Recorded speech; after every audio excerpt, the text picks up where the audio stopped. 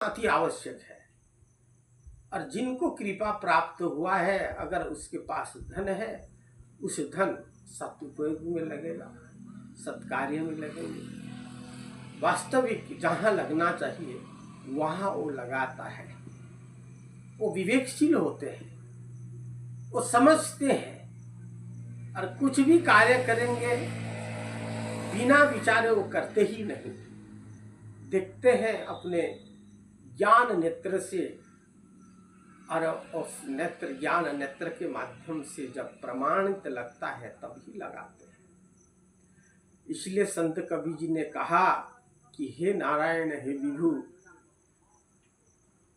निमिष मात्र के जुगे लिखो अच्छी। प्रभु आपका कृपा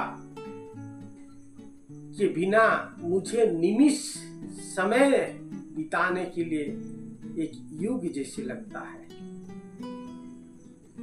एक युग, एक निमिष मुझे एक युग जैसे लग रहा है। और वास्तविक सही है प्यारे। जिन व्यक्तियों के ऊपर ईश्वर का कृपा ना हो वो इस दुनिया में एक निमिष भी जी नहीं सकता। और जिस दिन हमारे ऊपर ईश्वर की कृपा का अभाव हो जाता है तो उस दिन हमें एक निमिष भी नहीं लगता दुनिया को छोड़ने के लिए। आज लोग हम अगर जिंदा हैं तो ये धन दौलत गाड़ी मटर के कारण नहीं है, समझिए। हमारे ईश्वर, हमारे अलेख परमात्मा की कृपा के कारण ही हम जीवित हैं, और जीवित रहने के कारण ही हम लोग अनेकों प्रकार की दौलतें, सुख सुविधाएं बना पा रहे हैं। तो इसलिए चारों ओर से भी देखा जाए तो कृपा से बढ़कर ये दुनिया में कोई बड़ी वस्तु हो ही नहीं सकता। इसलिए आप चाहे कोई धनवान भी हो तो उस धन को ईश्वर कृपा में लगाइए। हमारे उड़िया में एक महात्माओं ने कही है, धन अर्जिण धर्म करी, धर्मे प्राप्त न रहरी। प्यारे, धन भी एक साधन है। धन को एक साधन बनाओ। धन अर्जिण धर्म करी, धन के माध्यम से आप धर्म कर सकते हो, धर्म के माध्यम से हरि प्राप्त कर सकते हो। इसलिए धन कोई माया नहीं है। कुछ लोग कहते भी हैं धन एक माया है। हाँ, आप अगर इंद्रियां सुख भोग के लिए धन का उपयोग करोगे तो माया है। धन को एक धर्म कार्य में लगाते जाओगे, धन के माध्यम से धर्म करते जाओगे तो ईश्वर की प्राप्ति होगी। ये भी एक तपस्या है। आप जो धनी हो, धनवान व्यक्ति हो, तो जरूर धन को धार्मिक कार्य में लगाएं। आपका भी ये बड़ा पुण्य से धन प्राप्त हुआ है, परिश्रम और कर्म के कारण। उस धन को अपव्यय मत करो। आज धन का अपव्यय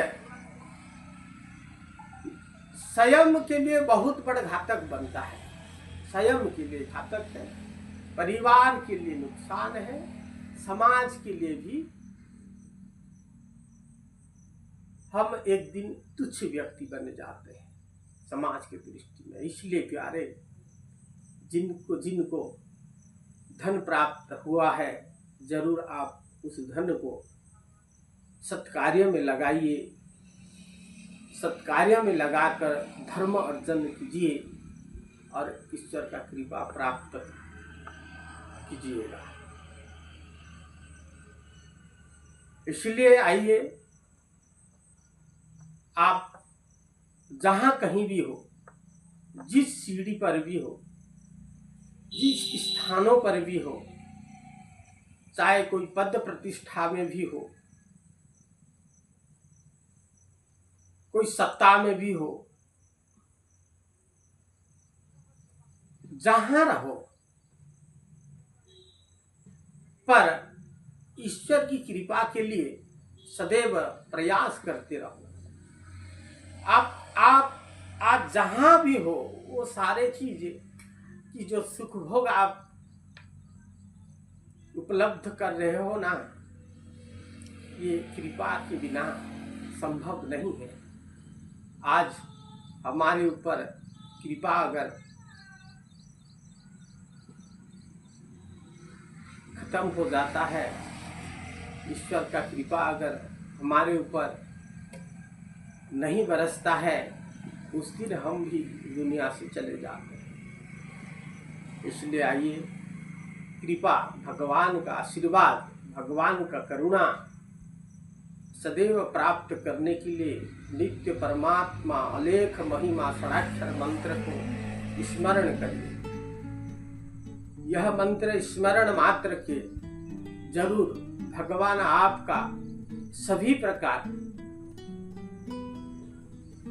कामनाओं का सिद्धि करेंगे, सफल बनाएंगे, ऐसा मेरा विश्वास है और आशा भी है। गुरु महिमा।